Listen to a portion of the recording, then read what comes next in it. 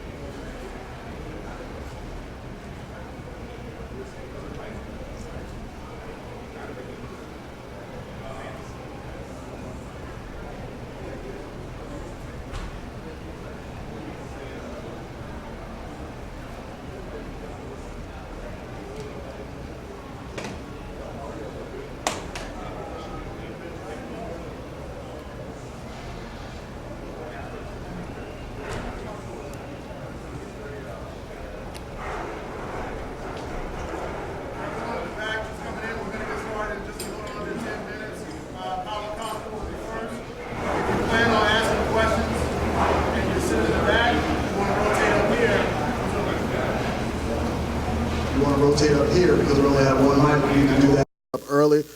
Sit up higher in rows up here so we can pass the microphone around.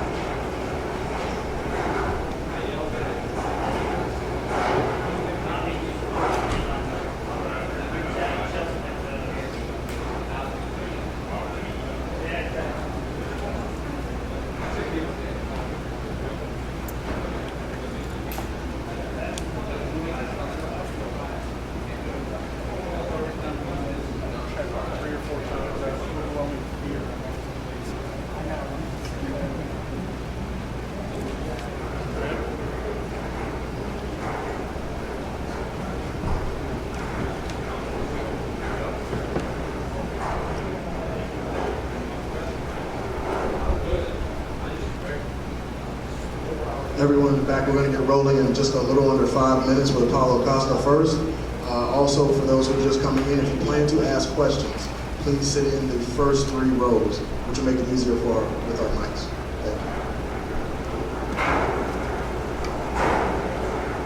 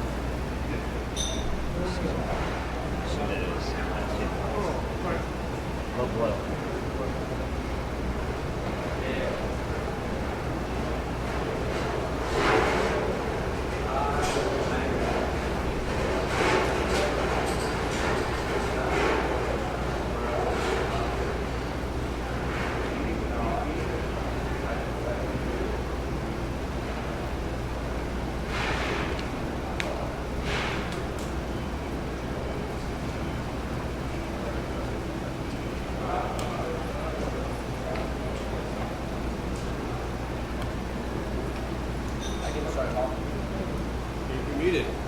I know, but when do you want to start? We're live now, right?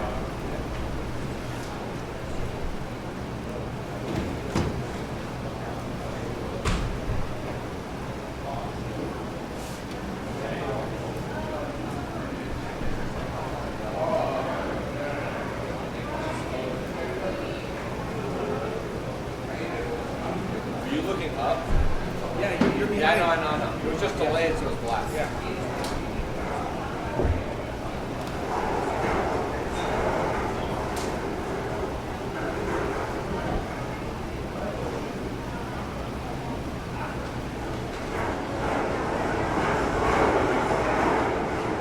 Remember you said which champion wins in his rematches? GSP beat Mansera in a immediate rematch. He beat, you said the champ. Yeah. Oh. Did he? Okay, what about Randy Couture beat Belfort? Is that immediate rematch? That's the only other time. Oh.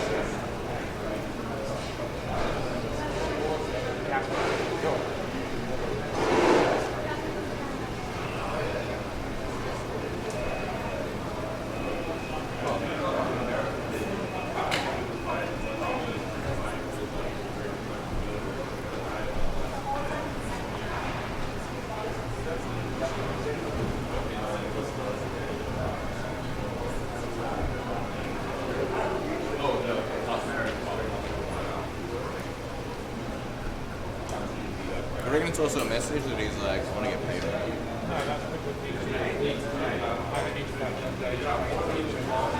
Sorry?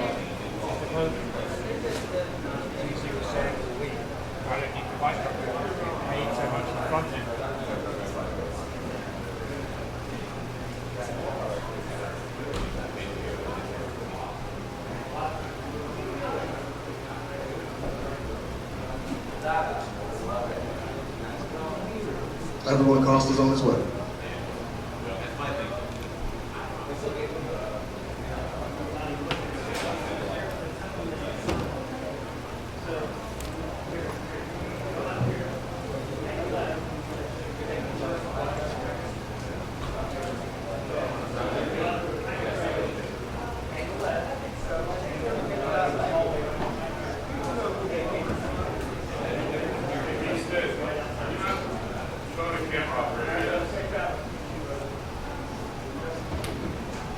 UFC doesn't have a camera,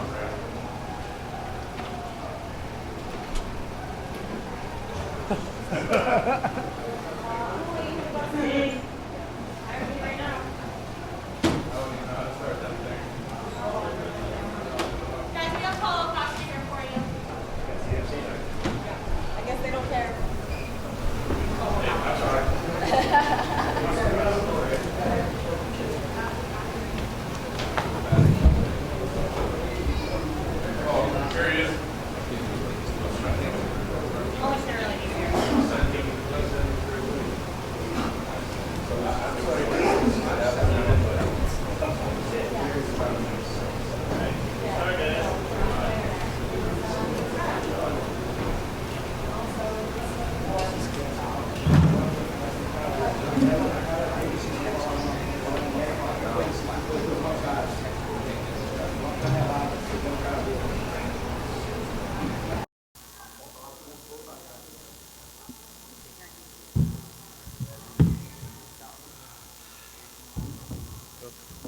Paulo, congratulations on the win tonight.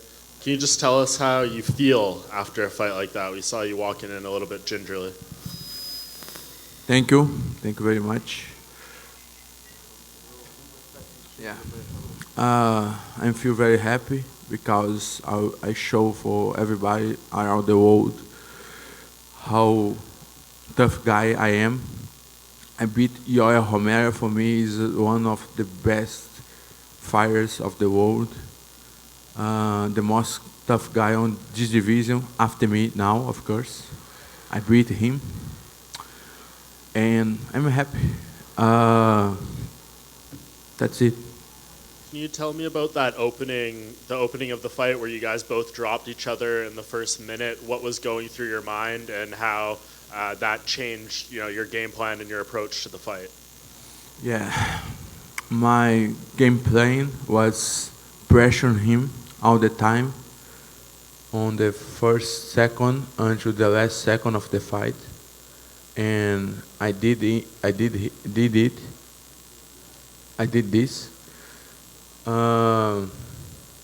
in the second round, I feel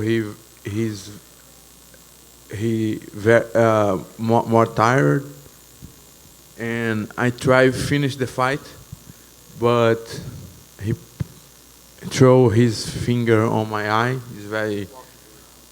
Huh? He poked the finger on my eye, and my vision was like a blow, yeah. And I need to stop the fight, and I think he had a time to recover and come back with more gas to the fight. So I couldn't knock him out. I guess I could I could knock him out in the first or second round, but this not happen. You.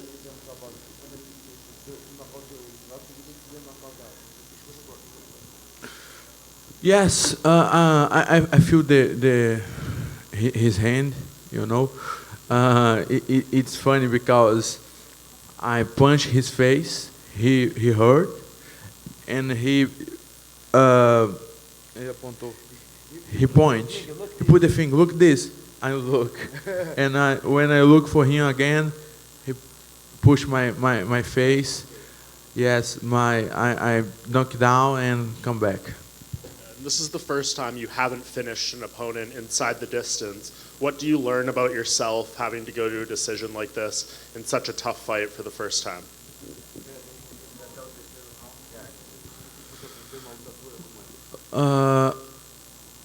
It's not new to me make 3 rounds, 4 rounds, because I do this on my gym every week, you know. We did 3 spars per week for 3 months, every week, 4 rounds with 4 different guys, you know. I'm in the middle, and 4 different fighters sparring with me, so it's not new to me. I can do 3 rounds, 4 rounds, 5 rounds, and high intensity. So eu estou acostumado. I'm used to do. It's not new to me. Paulo, congratulations on the win. Before the fight, you said you want to book your tickets for Melbourne, UFC 243. We know Rob has had to pull out of a few fights. If the UFC offered you a spot as a backup for that title fight, would you consider it? No, absolutely no.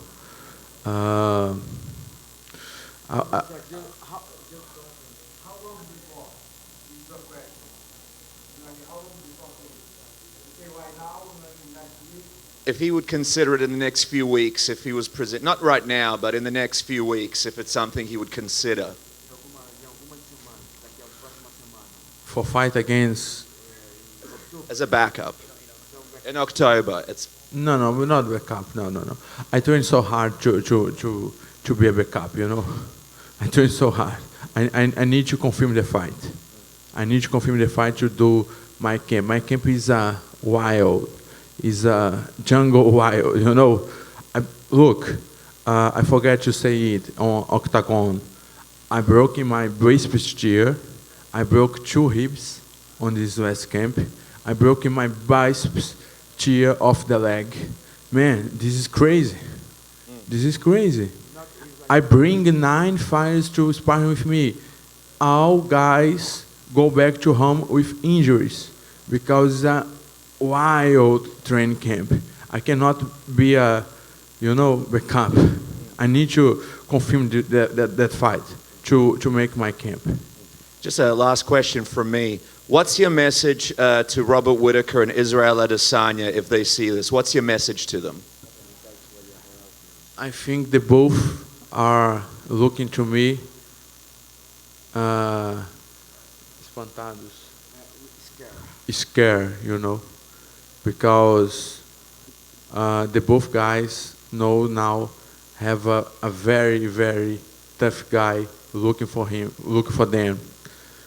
I think Whittaker will beat Adesanya, but I beat Romero. For me, Romero won against Robert Whittaker. But if Adesanya won, take the belt, man, I can kill that guy. He's very skinny. He not have a chance against me. He's a personal with Adesanya, but I think he will defeat. Borginha. Tá. Você já tinha sido vaiado dessa forma depois de uma vitória? Como é que foi? Te surpreendeu? O que você sentiu naquele momento? Surpreendeu, sim. Foi algo novo. O pessoal gosta muito do Romero. Eu acho que foi isso. O pessoal é muito fã dele. E desde o início, né? Desde o momento que eu entrei, teve algumas vaias. Ontem na pesagem teve algumas vaias. O pessoal gosta muito do Romero aqui em Anaheim.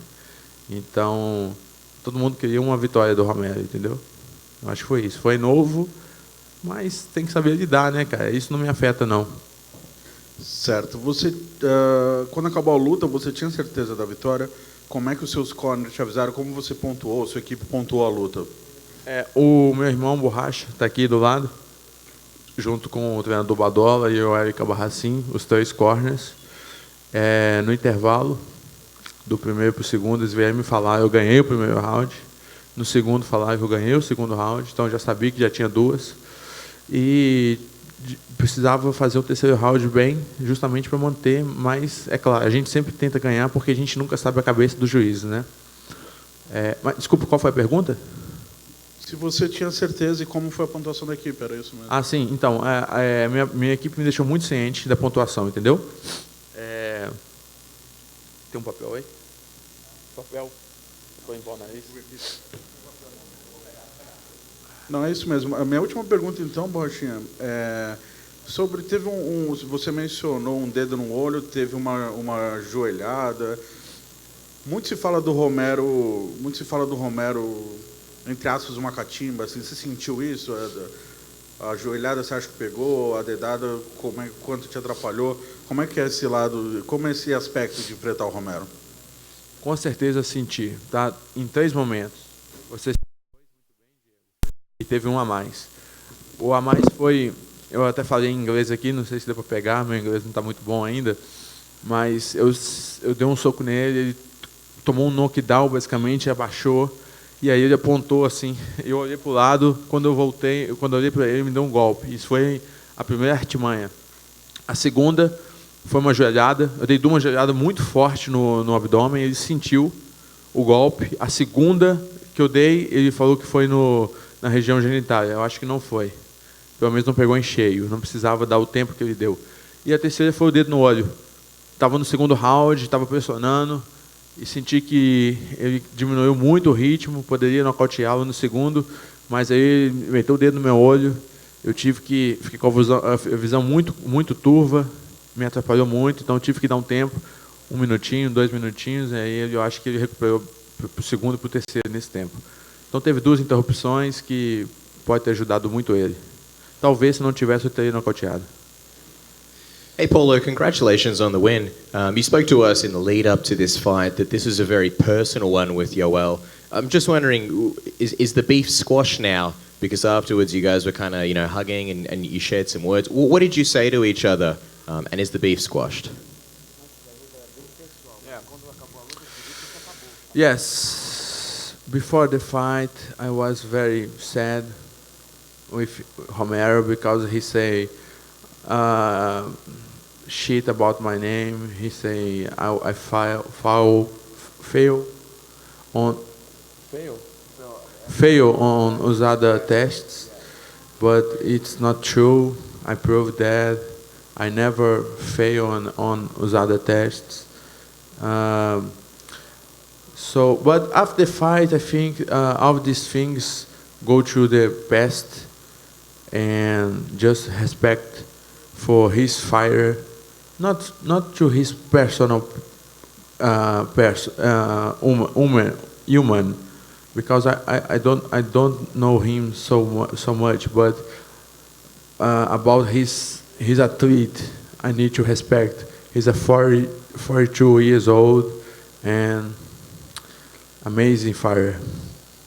It's kind of funny because you mentioned before that with Adesanya it's personal, so it's almost like you're going from one personal fight to another. What is it that makes the Adesanya fight personal for you?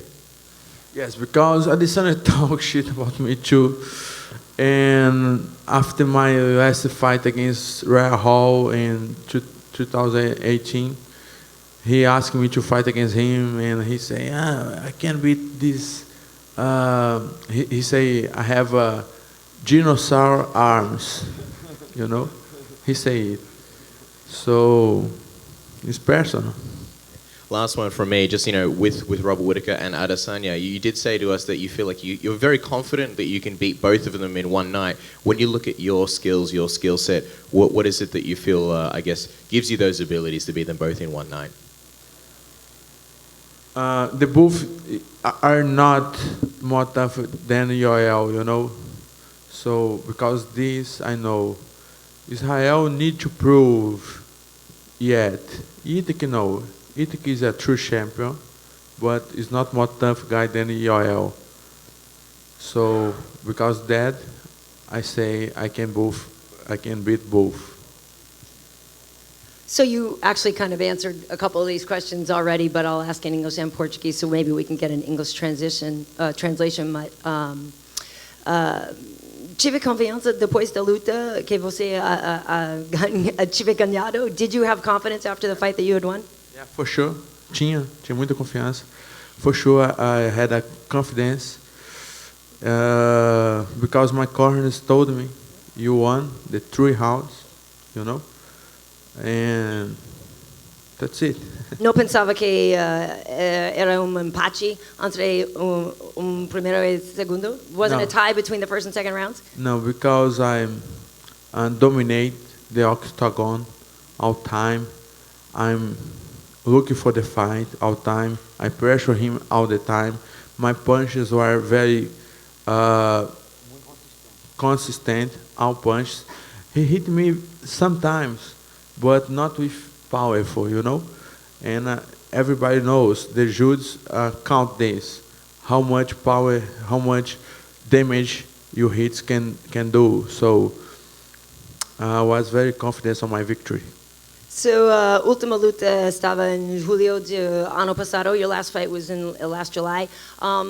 O parte mais difícil do esperando what's the most difficult part of waiting for another fight after all that time?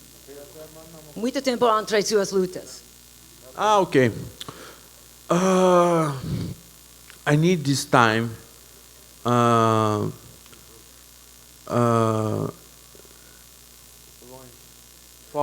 I need this time for of the octagon to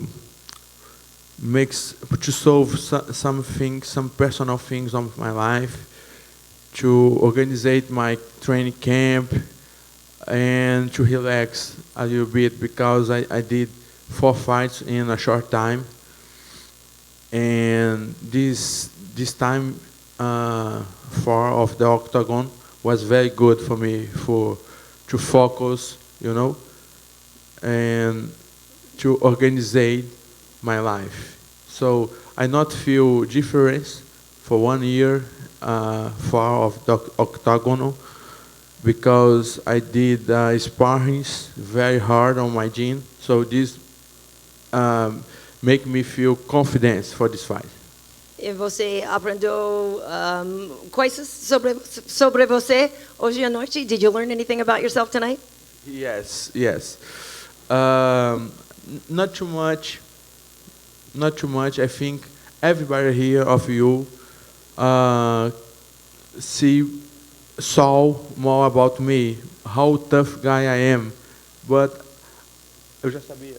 I already know about that. My coach here already know about that because I will repeat. I did 3 sparrings per week for 3 months with different guys per round.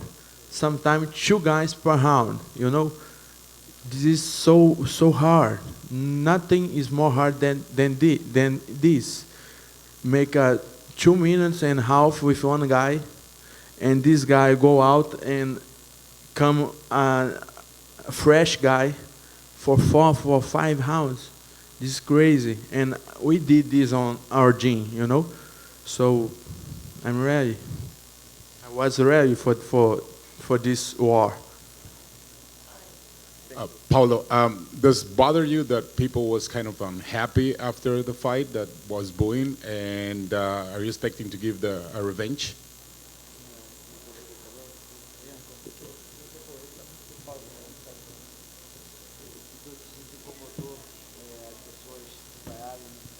No, it's common. It's normal. The people like too much Romero, and his house, his home. And your second question?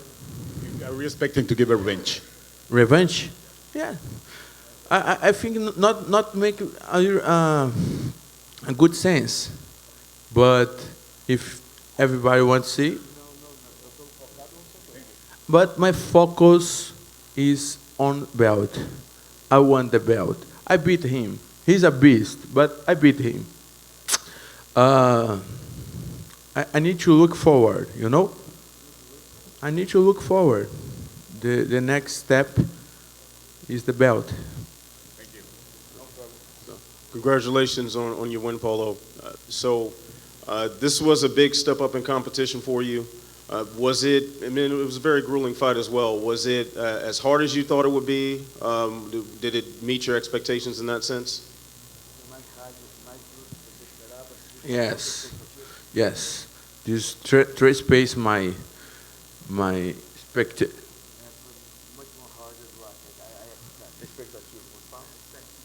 My expect, yeah. That fight was very more hard than I expect. I guess I will.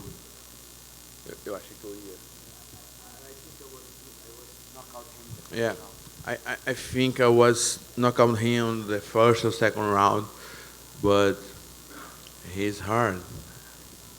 In hindsight, what do you think you could have done differently to make the fight a bit easier on you? Man, I think nothing. Nothing. I did my best. Maybe, I don't know, man. I did my best. He's very hard to beat. Paulo, everybody talked about you and Yoel Romero, the biggest middleweights, the most muscle for a fight. Physically in the first round, how strong did he feel to you? Can you repeat? Yes, everyone said you and him are the biggest middleweights, the two strongest middleweights. In the first 5 minutes, how strong did he feel to you?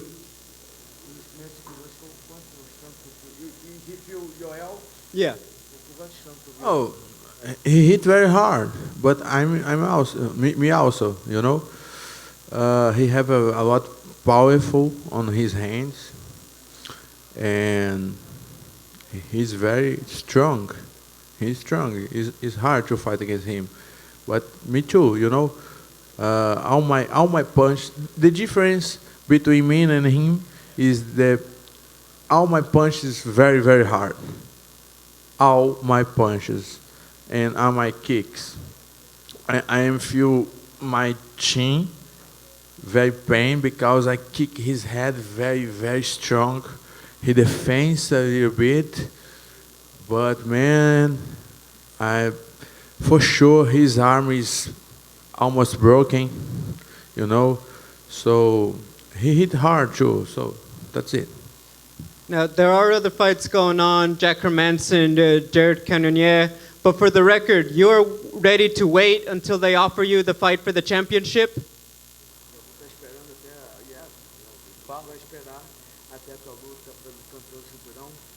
Yeah, I will. I will wait for the Sanya against Whittaker for sure. Paulo, congratulations on the victory. Your nickname's the Eraser. It's no secret. The Governator, the Terminator, the Eraser. Arnold was in the building himself. Yeah. After you got the victory, what did you say to him inside the octagon? Man, I'm a very fan of Schwarzenegger.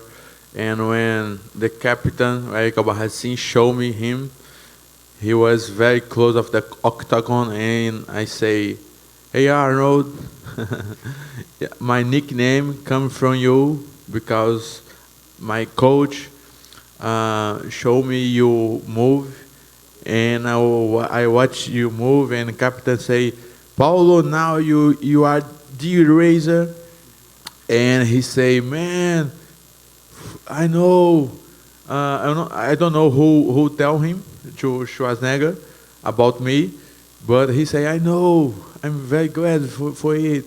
Thank you. Paulo, congratulations, amazing performance. You looked fantastic out there. In terms of some of the tactics, we've seen Romero in past fights delay, get off the bench late, maybe rest a few extra seconds, maybe to gather some strength. There was a point in the fight where you need him. It appeared in the stomach. He went down. It looked like a legitimate shot in the stomach, but I believe he made it appear as though he got hit in the groin. I'm not sure, but it didn't appear that way on the replay. Do you feel like he was using that opportunity to maybe get some additional rest? Because at about that point, you had put lots of pressure on him. He was very tired. I need to translate. Naquela jogada, apareceu foi na barriga. E ele falou que uma coisa e ele estava sofrendo muita pressão. Eu acho que aquilo não foi uma artimanha, ele já tinha. Yes, I guess. For sure, I guess. I hit him very hard with my knee 2 times. The first time very clear on his stomach, and he said this sound, and I hit again, and he said the same song, and 2 seconds after this, he say, oh, my balls, So I think he want to get more time to recover. Thank you. Thank you, my brother. All good? Thanks, guys. Thanks, Paul. You're good. Thank you very much. Thank you, guys. Dana should be here shortly, guys. Here, I'll take this.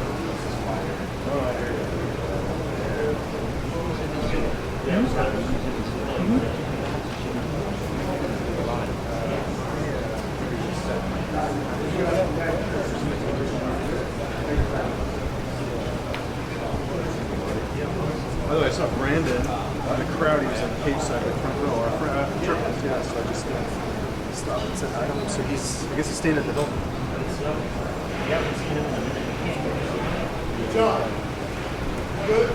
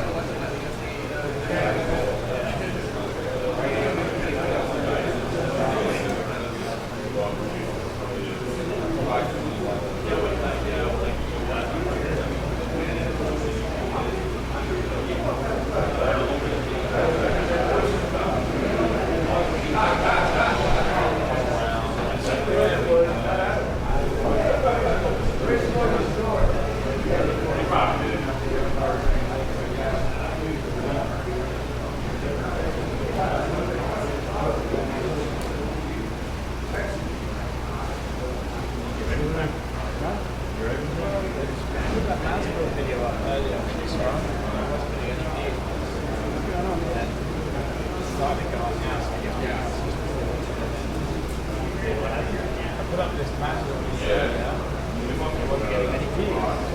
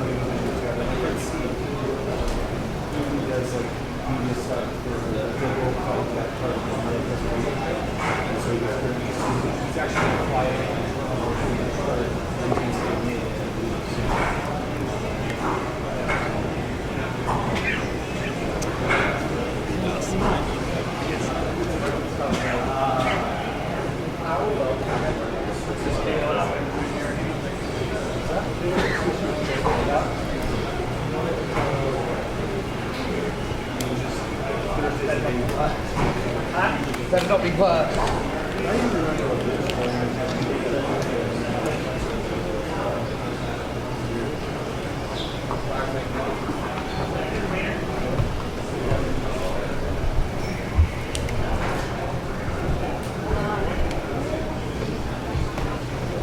Guys. So the attendance was 17,304. The gate was 3.24 million. It was sold out, and it was the highest gate in California history for an MMA event. The fight of the night, not a shocker, Costa versus Romero. The performance of the night bonuses go to Worthy and Miocic. They all win $50,000 each. Hi, Dana. Hey, buddy. Start with DC. What have you talked to him, and what do you think? He looked like a really good fighter there for 3.5 rounds. What do you think his future is? Yeah, I just left his locker room right now, and obviously you all know how competitive he is. He's, very bummed out, but there's nothing to be bummed out about. What an absolute war for two heavyweights to go in and punch and take punches the way they did and keep coming forward. When Stipe came out and was waiting for Cormier to walk, I mean, all you had to do was look at it. That guy was in phenomenal shape. Mentally, he was ready for this fight, and he got hit with everything but the kitchen sink and stayed in that fight. Then whoever in his corner told him to start going to the body the way it was brilliant, and incredible fight. And I don't know what the future is for Cormier. I told him, don't think about whether you want to fight again, you don't want to fight again, any of that stuff. Just relax, go home, spend some time with your family, and we'll talk about all that shit later. I know you said it would kill you to see him leave. Do you think in any way, though, when you look at the way this fight went, I mean, what else is there for him to do? And he fought a brilliant fight tonight. I agree. Is there... Yeah, I don't want to see him leave. I still think he's one of the absolute best in the world. I mean, look at tonight. Stipe is one of the best heavyweights ever. He's got the most defenses. Look at the guys he's beat. Look at the things he's done, and look at the way this fight went tonight. So, but I don't disagree with you either. To go on to Nate Diaz, I mean, it was a phenomenal performance, even if he had fought 10 times since 2016. You're right. But he wins a fight against a very good ex-champion. An unbelievable ex-champion who has looked ridiculous in his last couple of fights. And you have to talk about the layoff. You have to talk about that this kid hasn't fought in 3 years. And he looked a little rough in the first round. Looked like he gassed out at the end of the first round too. And then completely changed his game plan and started to fight his fight. And then once he got there, he basically did what he wanted against one of the top 10 guys in the world after a 3-year layoff. Pretty damn impressive. When you think that Nate, his 2 fights against Conor were among your biggest pay-per-view ever, and you heard this crowd tonight, it seemed like he was the main event. They were Diaz all night. Do you think that we have another, Rousey, McGregor level star with Nate Diaz, given the way people are reacting to him now? Yeah, it's pretty tough to deny. Yeah. He's a needle mover now. Can you put your finger on what it is that moves the needle? Like, what do you think it is that people see in him that they? Well, I think it's stuff like I did the fighter meeting, and I specifically told him not to swear on ESPN. He looked right at me and said "motherfucker" right after when he was doing his interview on ESPN, and stuff like that. It's just I read this story. I didn't read the story. I read the headline from one of the big papers that had written a story about this, and it said UFC needs an anti-hero, and here he is, Nate Diaz. And it's true. It's just I said it leading up to this fight. He's the guy that says "fuck you" to the man, but he never really says "fuck you" to the man. He's always, actually, every time I see him, Nate is cool. But he just has this thing that people like. And I have two other questions for you. Number one, do you like the Masvidal fight that he mentioned? And number two, I saw he went over to Colby, and you had talked to Colby beforehand. Did you warn Colby not to get into it with Nate? No, what happened was everybody in that section was fighting with Colby. So security kept coming over to me 50 times saying, we got to get him out of there.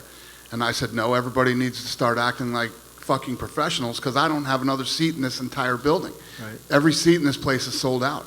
So that whole section needs to stop starting fights with Colby and you know.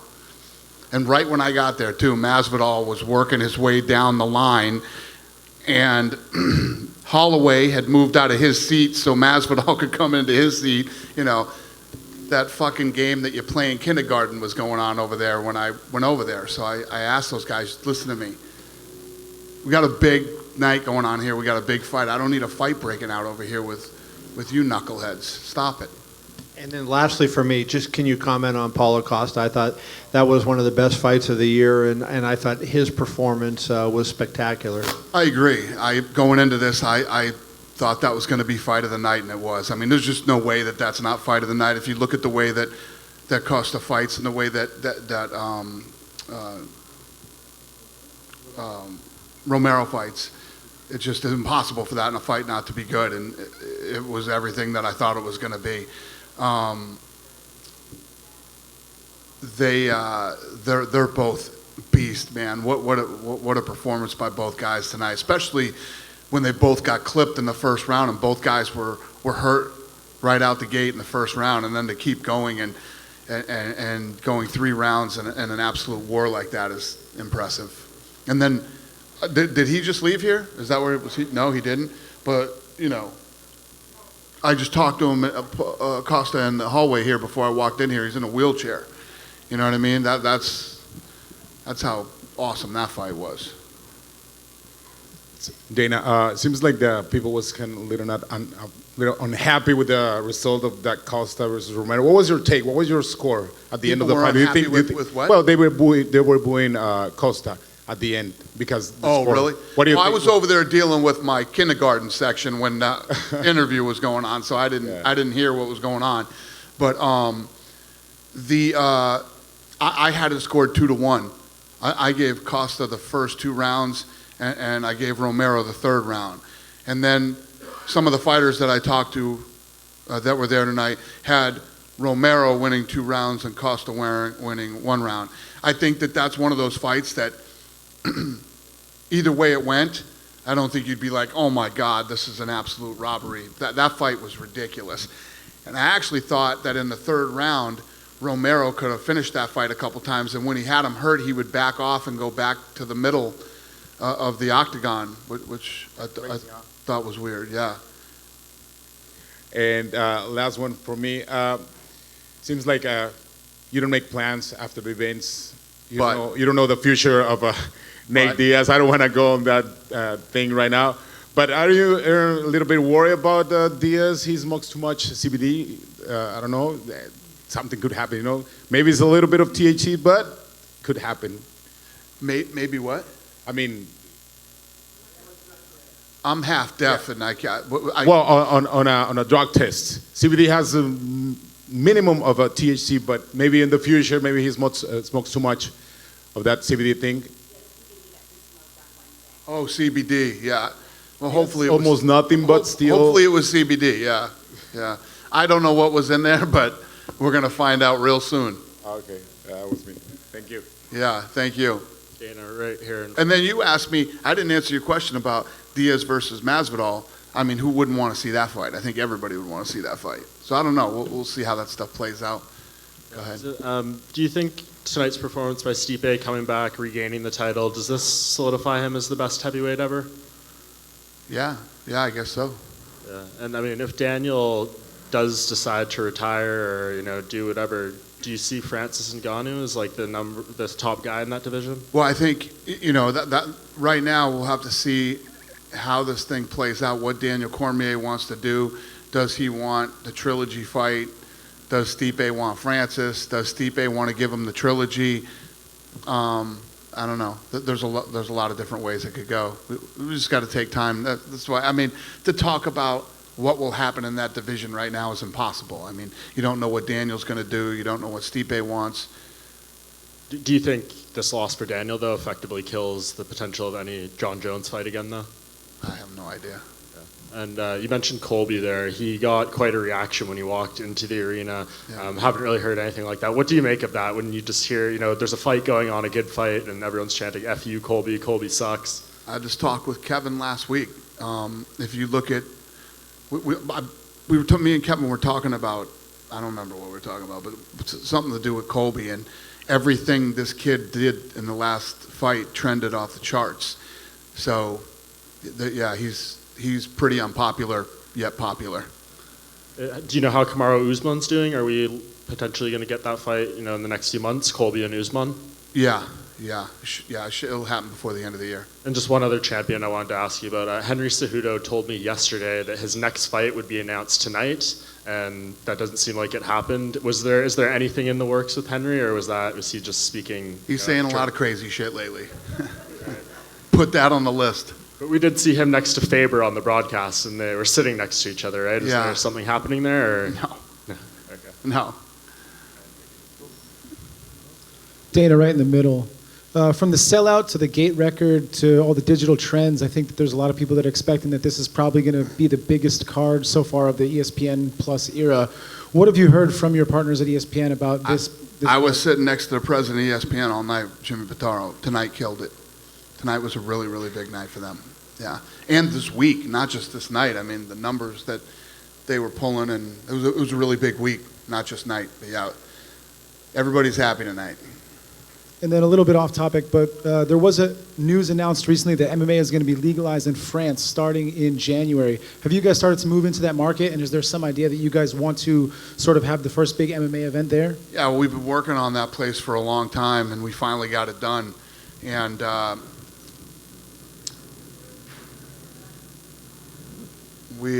thought it was a train or something. We finally got it done. Who knows if we'll be the first ones in there, but we'll go. Dana, so Costa obviously is pretty banged up after that fight, and he did say even if he weren't so banged up, he had some lingering injuries and would rule himself out as a potential backup for UFC 243. Yeah, he couldn't. Not only how banged up he is right now, I don't know if he could make the weight again that fast. You know what I mean? Did you have anybody in mind as a potential substitute fighter in case the worst happens again with Robert Whittaker main eventing in Australia? Why are we talking about this? This is really negative. I don't even want to talk about this. I don't even want to think about this. Yes, we have all those things in place, but we won't need them. Okay. Any names you want to drop for that? Nope. I don't even want to talk about that. You're a mean guy. No, I'm really a nice guy. Yeah, you are. But all right. So one other question. This is a little more positive. So we did hear some rumblings about Darren Till versus Kelvin Gastelum. Is that something that's in the works? Can you confirm that? I can't even remember. Are we talking about that? No. Yeah, no. I didn't think so. Dana over here, not to push too much on the idea of backups, but you obviously have the big event in Abu Dhabi. You had Tony Ferguson here in the crowd. Was there any talk about having him ready? We're not talking about backups, man. No backups. We're not talking about backups tonight. No backups. We won't need a backup. Secondly, of course, the big pay-per-view coming up at MSG, that kind of gets the fall rolling, I think, to a lot of people. Any idea when we might hear about a main event for that card in November? Soon. Yeah, we're working on stuff for that one soon. We'll have that. What is it? We'll have that. We'll have that in place in the next couple weeks. Thank you. Hey, Dana, down here to your right.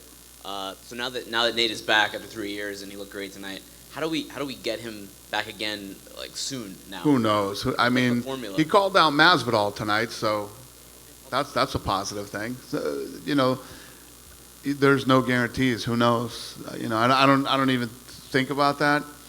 I go on to what's next. You know, going to China next, and straight from there to Abu Dhabi, and then, you know, all these other cards that we got to get together. That'll either play out and happen or not. I can't think about that stuff.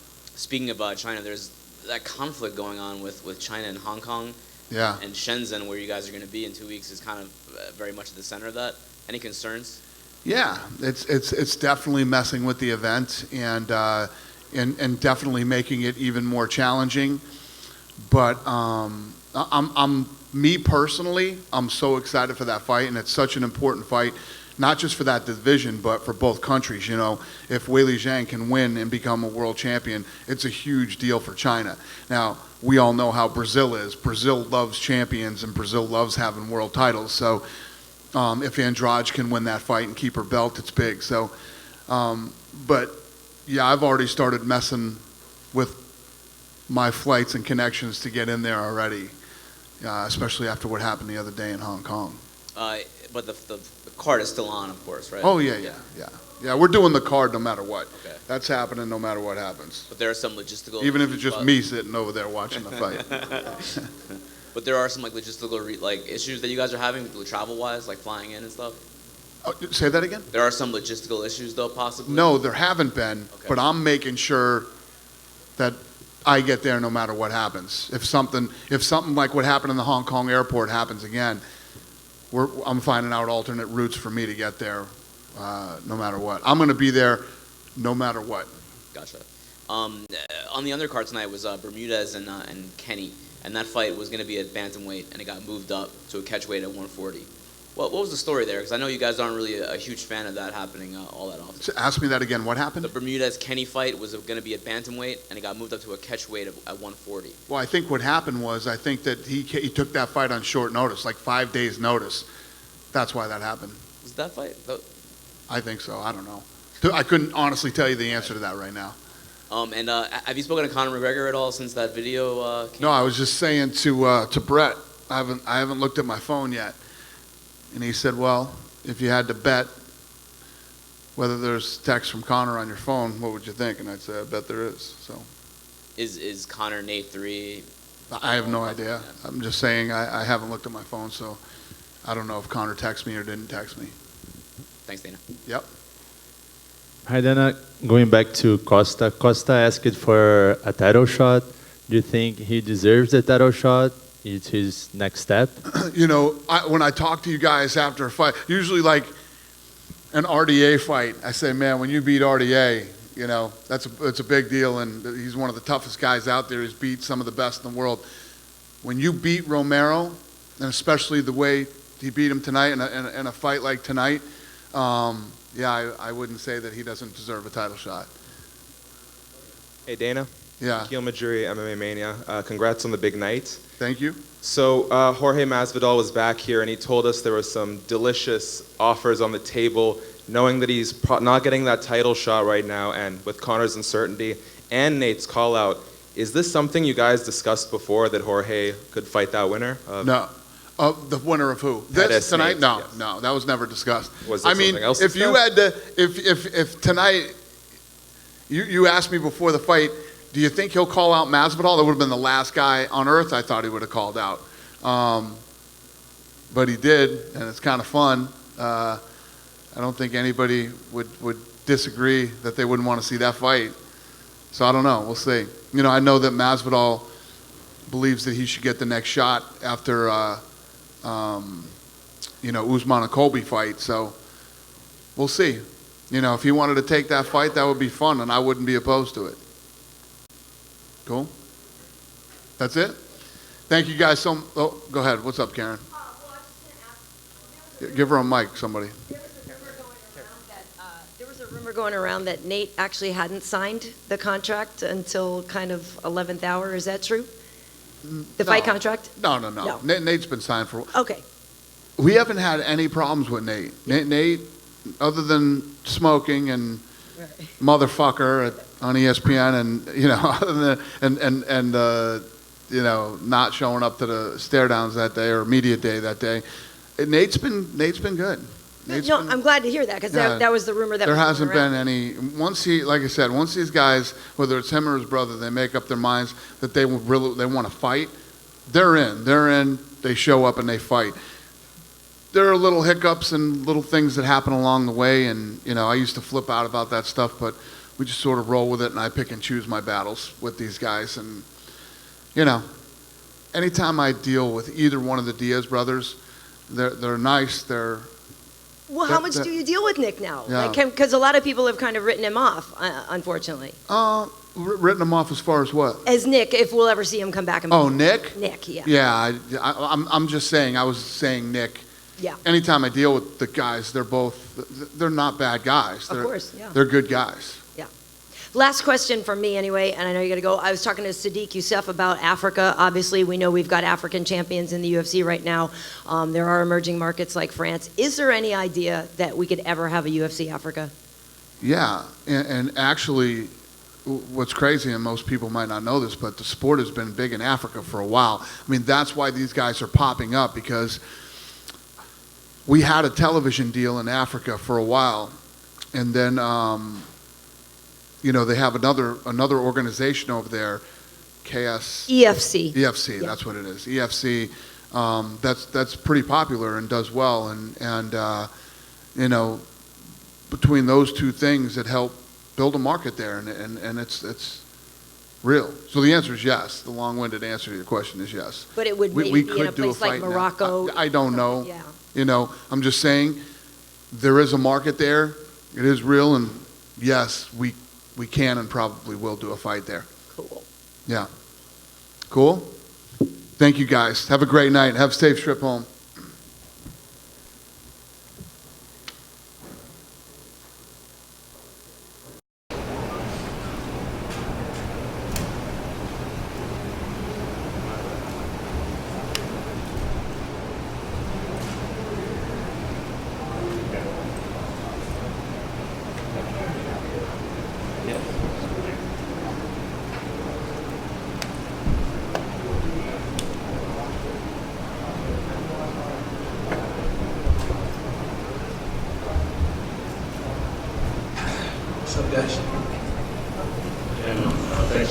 Justin, I appreciate it.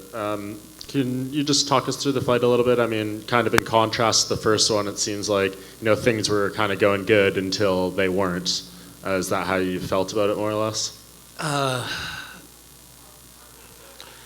think so. I mean, I felt like I was doing pretty good. Yeah, felt like I was doing pretty good. But then he landed that shot in the fourth round. He landed some good body punches, and he landed that right hand that I didn't see, and he got the finish. He did a great job. Yeah, what do you think made that approach so effective? Like, were you tiring at that point, and maybe that's why the body work worked so well in the fourth as opposed to maybe earlier in the fight? I kind of took the pressure off a little bit. I don't know why. Like maybe try to like rest and recover for the fifth round because he wasn't going anywhere. I don't know what the reasoning behind it was, but obviously it was a mistake. Right. And I know Joe Rogan kind of asked you about the future and stuff in the cage. That was obviously immediately in the aftermath. I know it hasn't been too long, but have you had any more time to think about your future? A lot of times we base decisions in emotion. I don't want to be that guy, so I'm going to go back and talk to Selena and talk to my coaches, and we'll figure out what's next. DC, I wanted to ask you just tactically, you were going in a lot of, especially in the second half of the fight, with your hands down a lot of the way. Were you that confident like that, you were able to just walk in there and land those shots? The problem is I was going and he was hitting me, but then I didn't feel that much, and it's not about like the shots that you take, it's the one that you just don't see coming. And that was a great combination by Stipe off of that body shot. He threw that 1-2 right behind it, and I didn't see it. A lot of times I see punches and kind of roll with them, so I don't take the full brunt of the punch. But on that one, he landed perfect. It's a difficult thing to ask in the aftermath of a loss, but when you get stopped in a fight like that, I'm sure you had no thought that you were going to be stopped. Does that compare to the kick to the head by Jones? I mean, or is this a different type of feeling because there's not the animosity? Just losing is just terrible for me. I'm a competitive guy, and just losing any type of fight is just terrible. But being finished is just, to me, is just insane. So I don't know. I mean, I never really thought about them in comparison to each other. But that's twice I've been stopped. That's not good. So I'm smart enough to understand that. Lastly, he came in, I think, 11 and a half pounds lighter and the lightest he's ever been by far in the UFC. Did that make a difference in his quickness, and did you notice he was any faster than he was last time? I didn't feel like he was faster. I really didn't. But I think in some instances he maybe tired a little bit more, and I think tonight he may not have tired as much as he did prior when he was bigger. But he didn't feel faster. I still felt like I could see what he was throwing, but I thought he just fought a good fight, you know. And I don't know, like we fought what 3.5, almost 4 rounds, you know. So I mean, I don't really know. Like I haven't watched the fight, so I don't know how I was doing in the fight. You know, like everything's going so fast in there, so I don't know, you know, how I was doing in regards to winning and losing. I felt like I was doing good, but you know, obviously he finished the fight, so it doesn't matter. DC down here, so you're right. You had success in the first round with wrestling. Yeah. A nice slam, and you were in top control. Did you think about going back to that? Was that part of the strategy, or you didn't really go back to it? That was the strategy. You know, that's probably the biggest letdown is how I let my coaches down. They were begging me to wrestle. And that's probably the most disappointing thing, is that I didn't do what I was trained to do. And I feel like I let my coaches down, let them down. Was there any reason why you didn't go back to it just in the moment? Or? You know, I think when you start finding success and landing things, you just kind of fall in love with it. You know, I feel it feels like the Gustafsson fight all over again when I wrestled a lot in the first round, and then for the last 4 rounds I just didn't, and they were begging me to do it then. But tonight I actually paid the ultimate price for not listening to my coaches. I'm usually pretty good about doing that.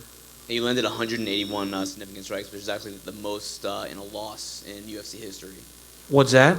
You landed the most significant strikes in a loss in UFC history. It's actually tied with your boy Max Holloway. I didn't even I didn't know how many times I hit him. I just know that I was hitting him, and I could see him getting marked up, you know, and I think you fall in love with the visuals of a guy's face getting marked up. In the first fight, you hit him with that one shot in the clinch, and he went down, and he was done. Were you surprised that he was able to take as much punishment as he did? No, I knew he had a good chin. You know, I knew the first time, because that punch I landed prior, and the guys didn't go down. So I knew it would be different. I anticipated a long fight. And then Kevin asked you about Stipe's size, but you were also significantly lighter in this fight than you were against Derek Lewis and you were against Stipe the first time. What was the strategy there? Because I figured it would be a longer fight. I figured that he wasn't going anywhere. You know, I understand the motivation in a rematch, and I figured he was going to be there for the long run, which he was. Just a couple more questions. Thanks, Daniel. Daniel, your first fight was 4.5 minutes. The second one was about 19. What was the biggest difference you think in Stipe's improvement this time around?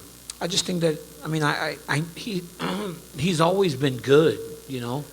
He's always been very good, you know. So I guess tonight's fight was the fight I expected the first time. You know, that's kind of what I felt like it was. That was the fight I expected the first time. And then specifically, you don't seem that you really knew what was happening in the fight. Did you think you were winning? And are you pleased with the overall performance that you put on? You can't. It's hard to be pleased in a loss. But I mean, I felt like I was winning. I felt like I was winning the fight. I felt like I was hitting him a lot more than I was getting hit. But you know, I guess even if I was winning, I was winning until I wasn't. You know, it doesn't matter. Ultimately, the end result is what matters. That's it. Hey guys, thank you so much. I appreciate you.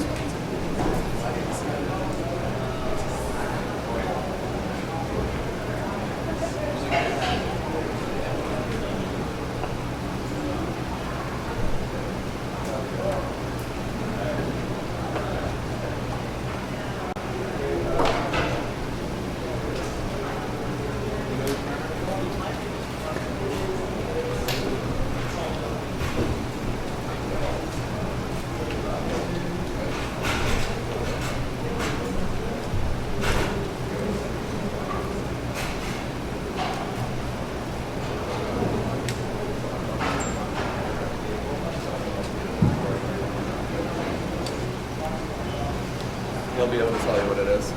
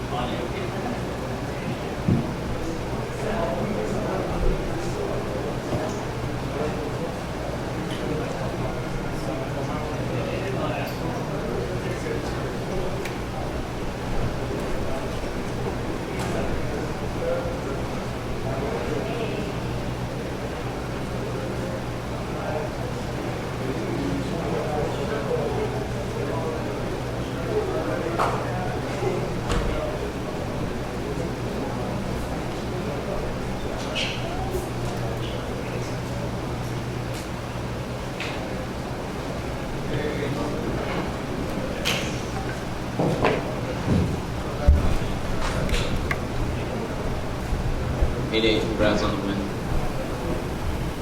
I'm down here to your right. Thank you very much. No problem. So first time back in the octagon in 3 years, almost to the day actually. What did it feel like in there? Was it any different? What was kind of going through your mind? It felt like just where I left off, and I just didn't really pay much attention except for just get the job done. Was the game plan always to try to get him in the clinch and up against the cage? No, I planned it on kicking him in his face, but it just kind of went how it went. I didn't even work any of that clinch stuff. It just was like I was just like, I'm either gonna do all this stuff I was drilling and working on, or I'm just gonna get into a full-on fight with him and add that shit to it. In the third round, you had him in big trouble. He kind of he fell, and then I mean he was close to being out there. You think the fight was over at that point? Yeah, I thought it was the beginning of the end for sure, but I just went in there and went, and I warmed up in the back really good, and I was going hard, and then I kept warm when I went out, and then I started fighting because I didn't want to. I know it was a 3 5-minute round fight, and my last couple fights were 5-minute rounds, so I wanted to go in there like my first round was my third or fourth round, and so I went in, and first minute in from the intensity and how long I was going, I was already tired, so I didn't have the full juice to ease up and full on take him out. I felt like that's the way I had to approach the 3-round fight.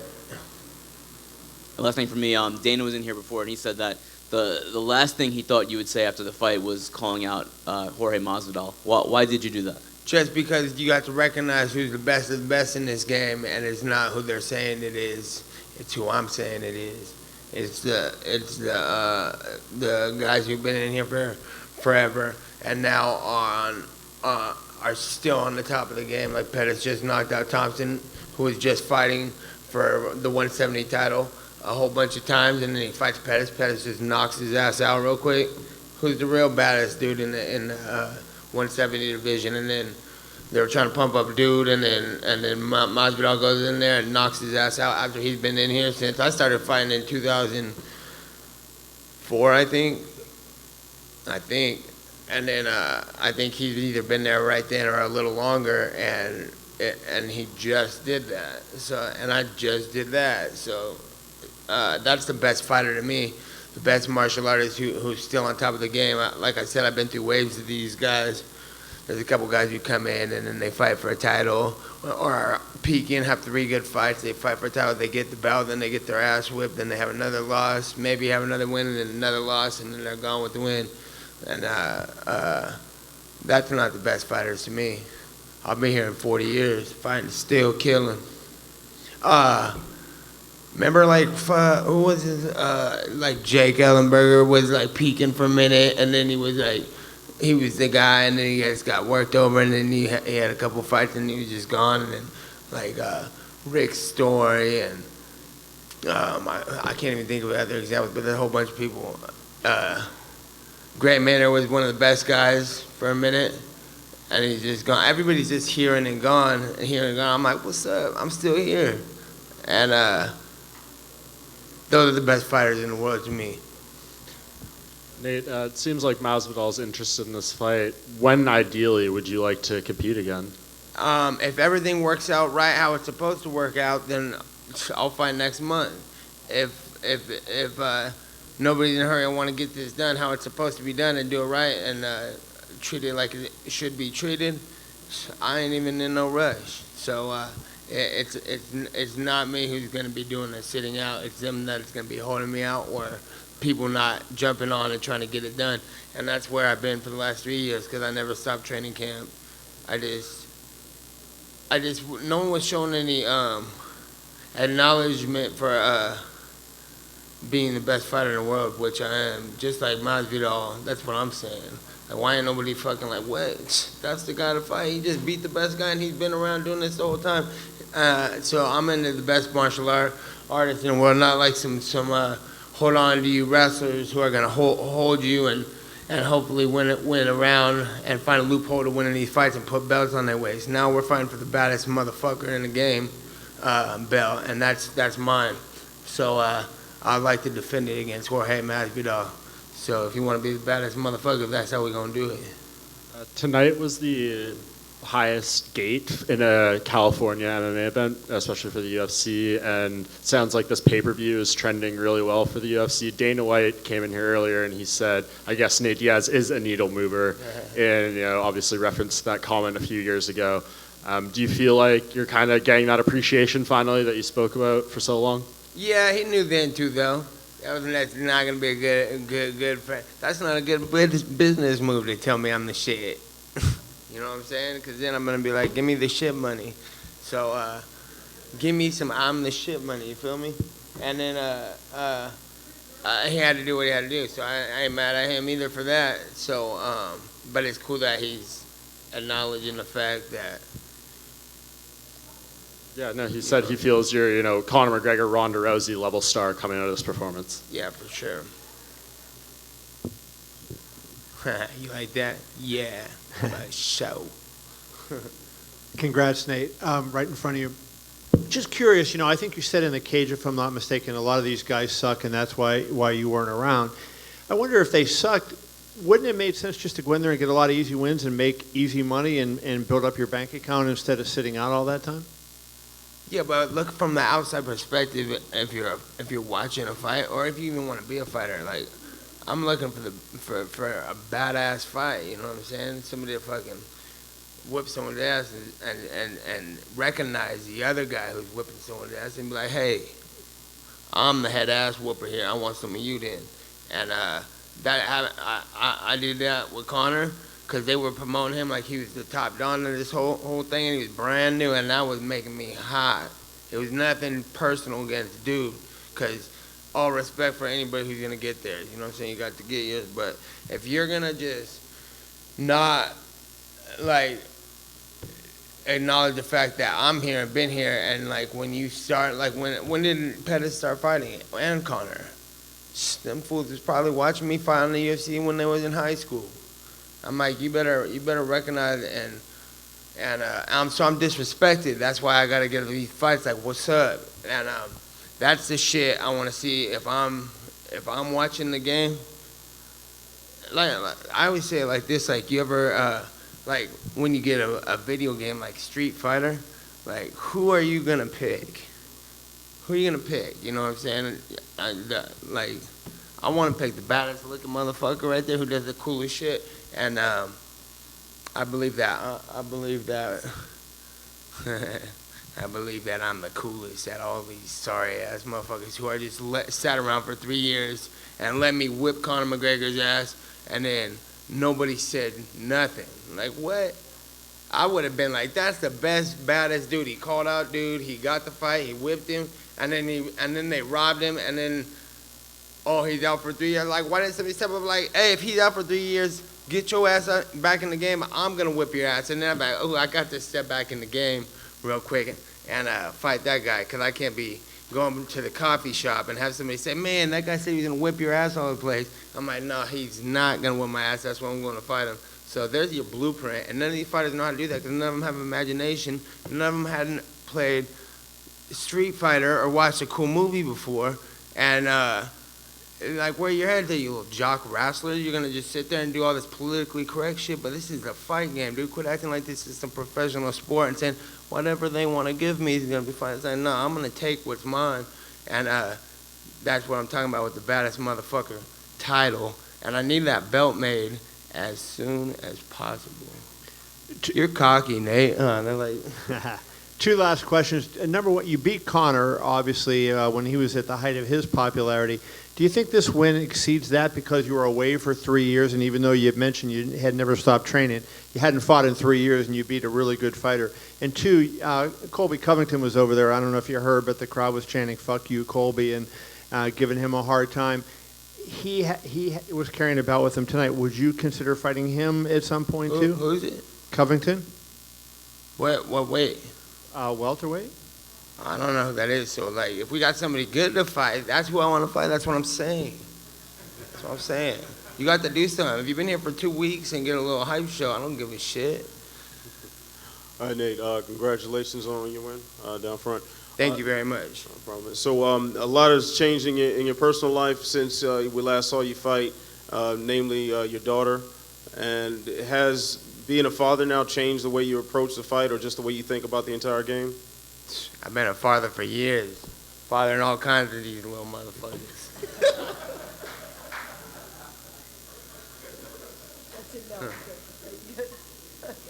Okay. Oh, Nate, you're amazing. Listen, you have been out such a long time. Obviously, that third fight with Conor is something a lot of people want to see. Is there any chance that that could happen by the end of the year? Conor, third fight, December, possibility? If that's something that works into the schedule, I'm gonna fight the baddest dudes, the biggest, baddest shows that people want to see. That's what I want to see. That's what I want to do. So it's up to the everybody who's involved in that. If they want it, they're gonna call me and tell me they want it. So why do you think it is that people didn't call out your name? Is it partly because maybe they want to fight somebody in the rankings and you're such a big risk to fight you and you weren't maybe? I don't think they know how to do it.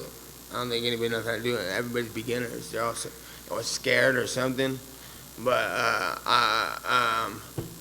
like I said, I don't want to be all fooling myself and riding on a high horse and cocky and shit, but I got way too much money to be having to fight somebody that's not interesting. You know what I'm saying? I'm an entrepreneur. I got all kinds of shit going on, and it's been good and fun. And no matter how much money I make and how much I do, it just isn't as. It's not like after a while you're just like I have to do what I've been doing, because this shit's just not the lifestyle I like. I like the healthy living lifestyle, training for something, getting a job done, and the feeling of getting a job done, or what I started in the first place, that led to all this other stuff. That's what I'm into. So obviously your brother Nick does this too, or used to do this too anyway. We haven't seen him in a while, but what do you think about the fact that you've kind of eclipsed him now? I mean, Nick was here first maybe, but you may last the longest. No, I'm just out here keeping the Nick Diaz army, keeping the Nick Diaz. I'm representing for him. Mainly, that's my main thing from the beginning. Fighting was making sure that I made Nick and Caesar proud and happy with what I'm doing, even though he's probably got a lot of criticism for me. When I go see him right now, I know he's gonna give me all kinds of things. And I appreciate it, but that's what he's the best fighter in the world, and I think the same thing with him. Like, I came here to just spit it and get the job done, so I can spit it. That everybody's weak. What are you gonna do? You're gonna just sit there and not? How are you gonna fight somebody if nobody fucking wants to fight? It's like I ain't no bully. I don't want to just go beat nobody up. That's not fun to me. That's not fun to him. But if nobody wants to get it, it's not very motivating to just sign up for fights, straight up. So he's not completely done, though. There's a possibility your brother could still fight? Yeah, they should do something. Somebody needs to, I mean, I'm not trying to tell people to go yelling at Nick, but Like, I don't think there's nothing that's very interesting to him right now.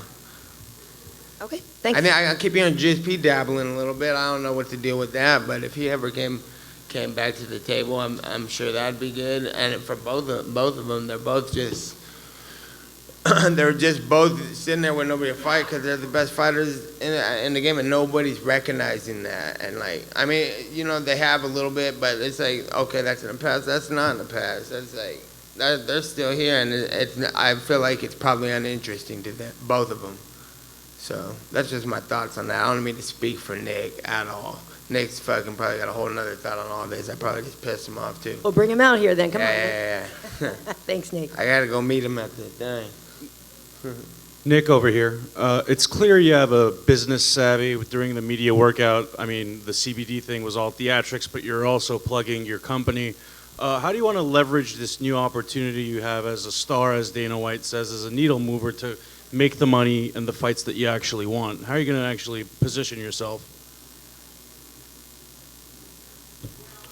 I don't understand the question. I think I'm positioned. I don't get it. What was the question? So essentially, how are you going to leverage this new opportunity that you have to get the money and the fights that you want? How am I going to leverage it? I feel like it's leveraged. And then speaking of the CBD, you mentioned you're going to indulge in some weed right afterwards. How soon do you plan on doing that? As soon as I get out of this damn arena, they won't let me smoke till I'm gone.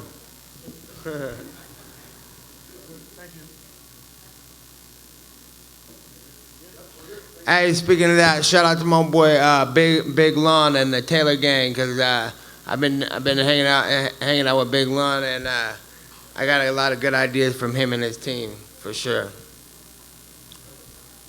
Thank you, everybody.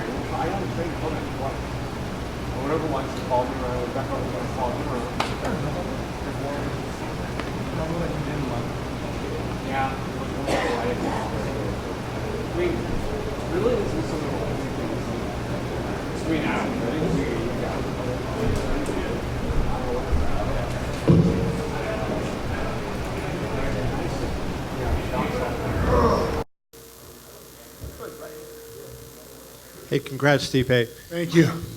I want to start just by asking you about your weight. Everybody, I think, was shocked that you came in as light as you was. Was it because you wanted to get more quickness based on what you saw in the first fight? Not at all. I have a child now, so I don't want to have a dad bod. So it's mostly just trying to keep my body in shape so I look good, because I want to get a dad bod. No, honestly, with the whole weight thing, I was eating a ton of food. I was drinking water. I was training hard, and it's been a hot summer too. So, but I mean, it just came off. I don't know. I mean, listen, I felt so efficient. I felt strong. I felt amazing.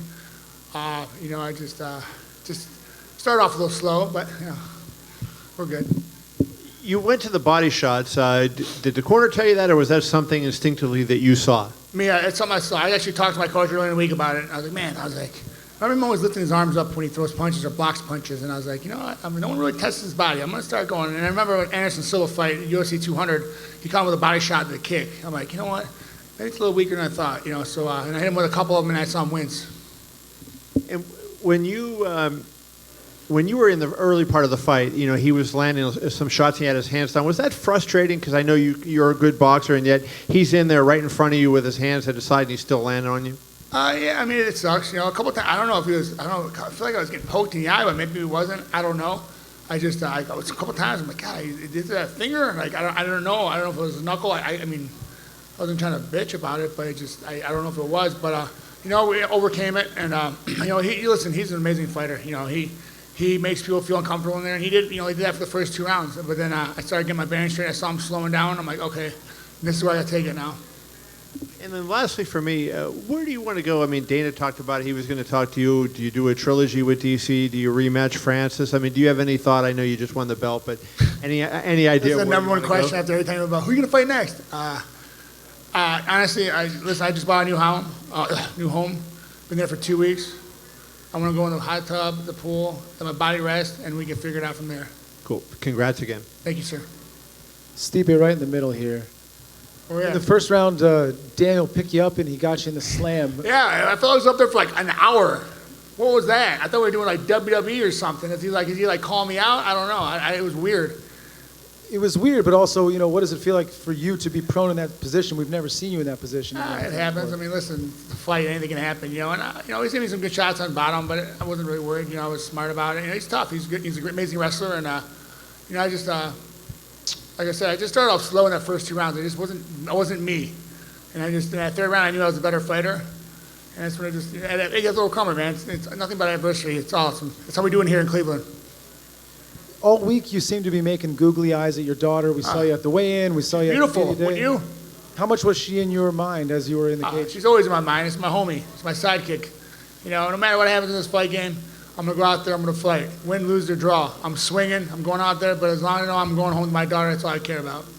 And did it occur to you that you actually finished DC in the same exact position where Jones finished him in this building a couple years ago? I don't really care about that. I care about I got this bad boy back, and I can go home with my daughter. Stipe here in front of you. Curious what you make of that new belt compared to the one you had before. It's a belt, man. I'm champ again, so all I care about. Where did you learn that celebration after the dude, honestly, I it was a little old school.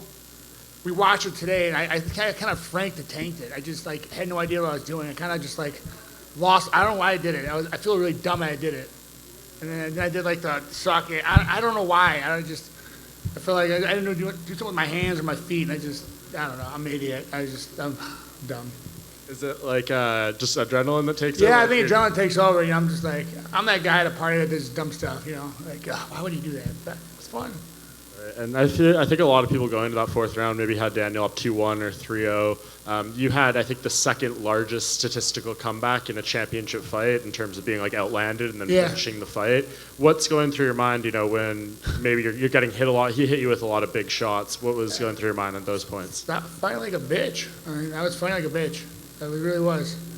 And, I didn't take nothing from DC, man. Dude's tough. He fought the best in the world. He's beat the best in the world. And, just finally, it took me a little time to get my mojo. And I just couldn't feel it. I just couldn't feed in. And my one coach told me, man, when you walked in that fourth round, I knew it was going to be over. He's like, I just see in your face, the way your swagger, your hips are moving. He's going to do it. It was going to be good. I know you said you don't want to think about what's next, but I know DC tried to kind of stick it to you a little bit about waiting out for the rematch and all that kind of stuff. If he does choose to continue fighting, is there any part of you that kind of wants to stick it back to him a little bit? Yeah, I mean, whatever, man. I'm down for whatever. But like, right now, I just want to rest. I want to heal up. I'm going to be 37 on Monday. I feel like I'm 98 right now. And, yeah, we'll figure it out. Stipe, after the win, What's that? Sorry. after the win, you had both Dana and John Jones say you're the greatest heavyweight of all time. That's cool. Does that mean something to you? And where do you think you stand in those rankings? I mean, it's awesome, especially John Jones saying that and Dana. It's real cool, man. It's cool to be noticed for your accomplishments. Listen, at the end of the day, I just want my daughter to be proud of me. You know, my dad did something with his life. My dad, you know, he fought for a living to give me a better life. You know, that's all I care about. So I guess in the end, is legacy? I mean, is legacy? No, it's all about legacy now. At first, I was like, yeah, fuck the legacy. Now I'm like, that's all about legacy. You know, have a good legacy. But I want me a legacy where I'm a good dude. You know, I'm a tough fighter. You know, I've gone through adversity. I've done a lot. You know, I mean, listen, never been an easy road. I don't mind it. I like it hard because it makes it that much sweeter. And then lastly, I said John mentioned you were the best heavyweight of all time. Is that a fight that interests you at some point? You guys are killing me with these fights. Jesus. Yeah, I mean, I always say I'll fight anyone, honestly. It was really cool to say. Appreciate it. Hope he's doing well. But yeah, I mean, I'm not fight anyone. No more who you fight next questions, though, okay? Please, I beg of you. I'm joking, you guys. Hey, Steve, down over here. So you're right. Who do you want to fight next? No, Listen, you're never coming to fire station again. You're out. DC had 181 significant strikes. It was the most ever in a loss in UFC history. First time you guys fought, you lost in the first round. He hit you with one punch. Did anything change? Did you kind of know what was coming more? Or how were you able to absorb so many blows? Well, I don't know. I knew I was a better fighter. Like I said, those first 2 rounds looked really bad. I know they looked really bad. He was teeing off on me, and I just dug down deep, man. You know, it's a Midwest thing, dude. What kind of ribbing are you going to get when you go back to the fire station? Oh, it's going to be terrible. I don't think I'm going to work again. I might quit. They're going to destroy me. It's not going to be fun. You're trying to go full time. You gotta work. Well, I got no choice then, yeah. They may bring up that dance at the Oh, 100%. They're going to make me do it on the front of the apron. It's going to be terrible. It's going to be awkward. And last thing for me, you weighed in at 230 pounds. Yeah. There's no way you could go to 205. Oh, God, no. No chance, right? No. That was crazy. I completely weigh that much. But yeah, it just, like I said, it just wasn't trying anything. I was just working out hard and just eating good and just, you know, drinking a ton of water. I mean, I no joke, I would go and get like a burger just to because I was like, what the hell? So I would eat shitty food once in a while just to like see what helped, and nothing. And just kind of, I mean, I did a crowd machine during the week. They're like, you're going to stop sweating the minute you get in there. I was still sweating while I was in there. I'm like, hope I don't get frostbite. It'd be terrible. Like that with the Antonio Brown. That would be terrible, right? Clean fight. It'd be terrible. But anyway. But thanks for the article. It was a great article, by the way. You did. Thanks. Thank you. So you were just being honest about getting beat up those first couple of rounds? Oh, 100%. Yeah, in hindsight now, it doesn't matter because you won, but was there ring rust? Was there jitters? Was there an adrenaline dump? What was it? I don't think it was an adrenaline dump. I think it was more like the ring rust and just getting my bearings straight. He's a tough guy, and he's really awkward. He makes it awkward for you. That's what he's good at. And I think it just, it just took me a little bit, But hey, like you said, and it's sprint, it's a marathon. So he said that he let his coaches down. He feels like he let his coaches down by not wrestling. Did you expect him to try to take you down more? Yeah, I mean, he got me that first takedown. I felt comfortable. I got an angle, and I idiot. I didn't do what I was supposed to. I've been working on it the whole camp, and then he lifted me up like, I don't know. I thought he was going to start walking around the octagon or something. He's like, I don't know. And then and after that, I felt good. He did it again. I sprawled on him, and I started feeling more comfortable. I knew he was getting tired. I'm like, okay, so it's going to be a lot easier for me because he's an amazing wrestler. He's an amazing fighter. And listen, trust me, when you lose, you feel like you let your coaches down. Like, that's what I did last fight. I feel like I let my coaches down. So obviously you had the joy of your daughter to keep you company all this time, but were there any times during that waiting to get that rematch that it did get a little dark for you and that you didn't, you thought maybe it wouldn't come or it didn't? No? I don't know. I loved it. That whole year was awesome. Spending the whole year with her, getting to wake up at 6 in the morning, changing a poopy diaper, it's awesome. No, but I honestly wouldn't change it for her. I'm so happy. Like, me and my wife are so blessed to have such an amazing daughter, such a good kid.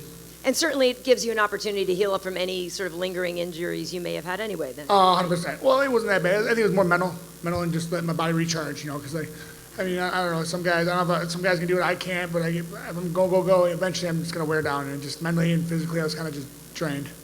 Awesome. Well, congrats. Thank you. Stipe over here. I'm joking. On your left. Right here. Okay, I see you. All right, so Stipe, obviously there was a lot of talk about what would be next for Daniel, you know, John Jones trilogy, et cetera, et cetera. I know you just want to focus on your fight, but now that you're on the other side of it, how much did it bother you that everyone was talking about that and they just seemed to be overlooking you a bit?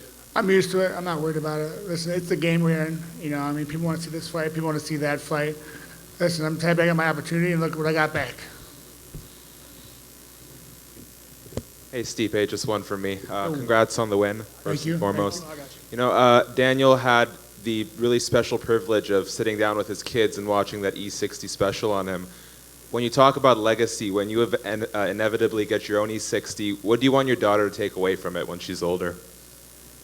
Just, you know, there's a lot of reasons why I wanted this fight.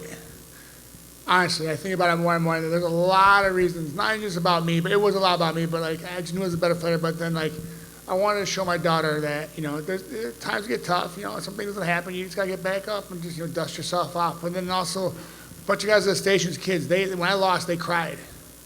They all cried, and that really bothered me. You know what I mean? It just irked me, not in a bad way. You know, I'm like, listen, you know, and I wanted to show them that, like, listen, sometimes, you know, like, just my daughter, sometimes it doesn't happen, but you just gotta, you know, and there's a lot of reasons why I wanted this fight. It's just, you know, more for me too, because I knew I was a better fighter, and for my daughter to show her that, like, you know, things get tough, you get a little adversity, it's okay. You know, you just gotta push through. But also with a bunch of guys at the fire station, kids were crying, and they went after I lost. You know, I was like, it happens, you know, it's life. And I was like, it's okay. I'm gonna show them that, listen, you're fine, get it back.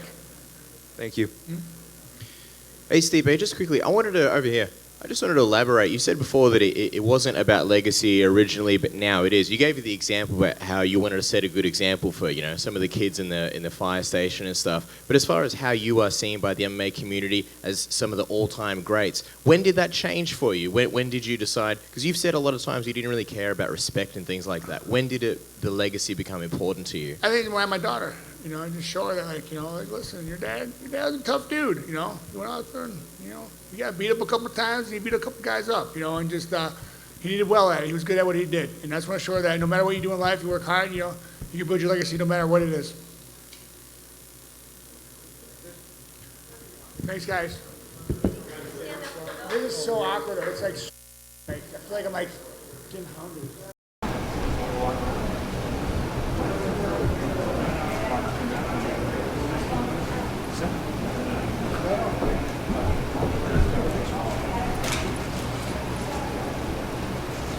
Water and walk around. Good.